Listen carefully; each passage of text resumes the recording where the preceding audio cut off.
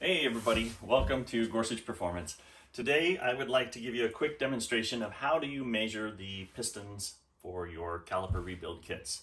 And we've got a couple different styles of calipers here, caliper pistons here. We've got our heat shielded version and a standard piston. You'll notice in the standard piston itself, if you look inside the bore, you'll see it's got a number cast in there, and that's the diameter in millimeters. So this is a 38 millimeter piston. If you have a set of calipers or veneers, you can actually take and measure the OD here, and you'll see that that's a 37.9 or 38 millimeter piston. Example of another, like a 32 millimeter. We'll just check it. That's 31.9.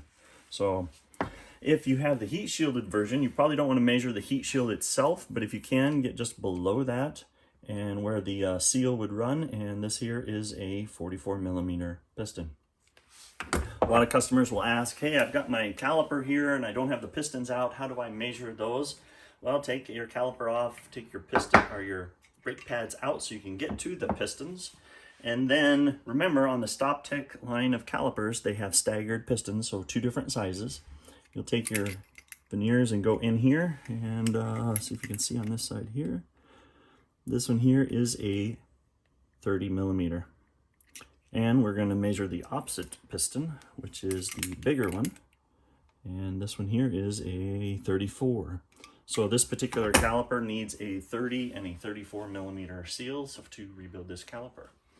If you have additional questions, feel free to reach out to us at 951-310-0560 or go on our website at gorsuchperformancesolutions.com. Thanks.